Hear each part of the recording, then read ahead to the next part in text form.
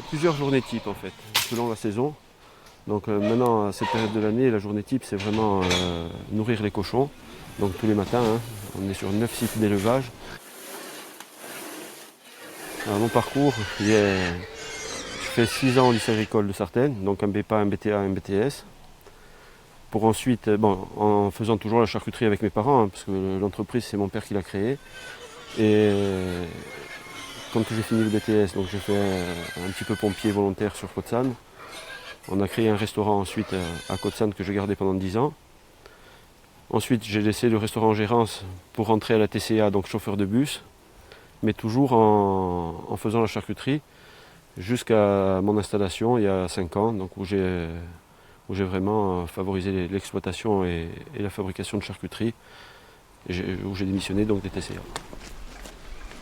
Le mode de vie, on est en liberté totale, on vit avec les animaux, on charcute les animaux qu'on élève pour arriver à un produit fini qu'on aura élaboré, qu'on aura affiné jusqu'à la vente et avoir la satisfaction en fait à la fin d'avoir la reconnaissance du produit.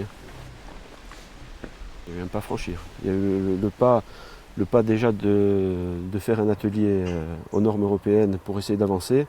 Et après, en essayant de faire un peu d'export et faire reconnaître nos produits ailleurs qu'en Corse, ça a été compliqué, mais on a la reconnaissance maintenant. Donc c'est que du bonheur en fait.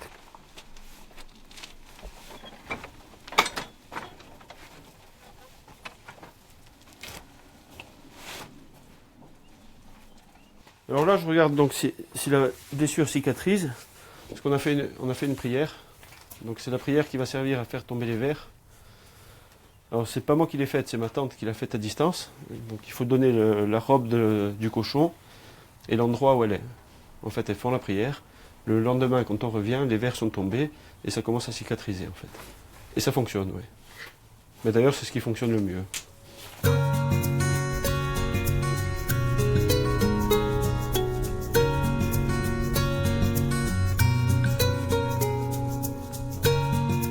C'est une vie où on est en vacances toute l'année parce qu'on est dans un cadre magnifique et après bon, il faut aimer ce qu'on fait, mais moi je ne ressens pas le besoin de partir en vacances. On est notre propre patron, on agit en fonction des besoins des animaux. Après c'est vrai qu'on a une contrainte où il faut être là tous les jours, mais la contrainte elle s'oublie quand c'est fait avec passion en fait.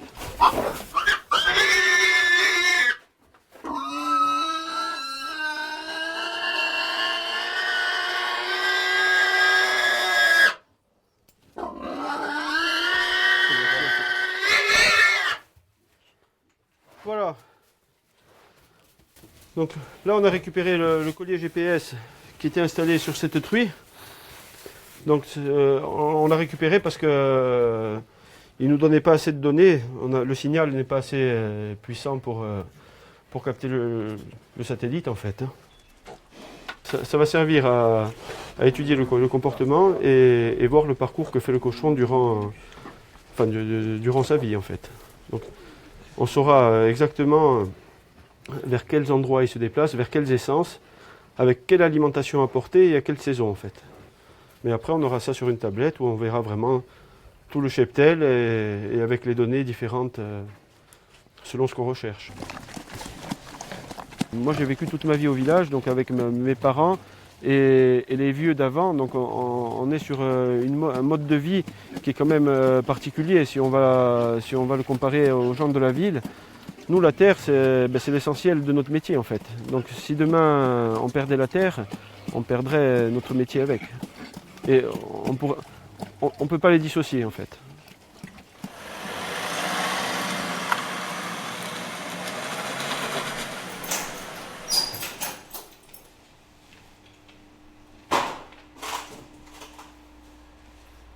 Quand on arrive là, on est content et on a toujours une petite appréhension. Quand on prend un saucisson, qu'on va le donner à quelqu'un, on a toujours ce petit truc de dire est-ce que ça ira, voilà. Là, je prépare une commande pour quelqu'un. Il y a quelqu'un qui va passer la prendre ce soir. Je ressens le fruit du travail d'une année et après comment expliquer? C'est le fait de voir enfin, je sais pas. Non, c'est jamais gagné en fait. Quand on arrive, donc on a le produit, on sait ce que vaut le produit, mais on sait ce que vaut le produit au moment J en fait. Et le temps nous montre que c'est jamais gagné. Quand on croit qu'on est le meilleur, on s'aperçoit qu'on est loin du compte.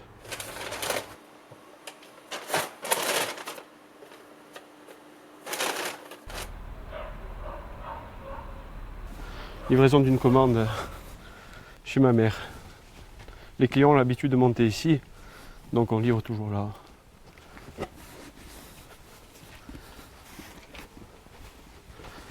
Je te mets la commande. D'accord, merci. C'est là que tout a commencé, c'est la maison familiale et l'atelier de charcuterie, donc qui est attenant la maison. Donc c'est un atelier qui a une trentaine d'années. Le consommateur, il y a une dizaine d'années, quand il venait chez nous pour acheter de la charcuterie, quand je dis chez nous, c'est chez les artisans, hein. Commander 1 kilo de saucisson par exemple, le temps de le peser, le mettre dans le sachet, la vente était faite et le client était parti. Alors que maintenant, les gens s'intéressent de plus en plus, posent de plus en plus de questions sur l'élevage, sur la façon de fabriquer, sur le mode d'affinage, le temps d'affinage, donc toutes ces questions-là.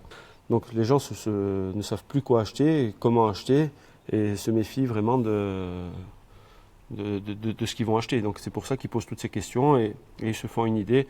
Après, le fait de faire goûter, d'expliquer, c'est là qu'on va faire la différence en fait.